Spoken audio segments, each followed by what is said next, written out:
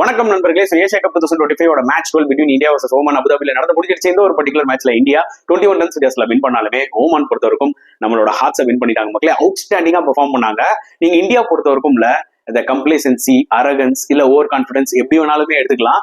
ஏன்னா practice match நினைச்சு அவங்களோட வீக்னஸ் சூப்பர் 4ல சில டீம்லாம் இருக்காங்களா, பாகிஸ்தான், பங்களாதேஷ், ஸ்ரீலங்கா, அவங்க முன்னாடி எக்ஸ்போஸ் பண்ணிட்டாங்களோன்ற மாதிரி எனக்கு ஒரு சின்ன ஒரு தாட்.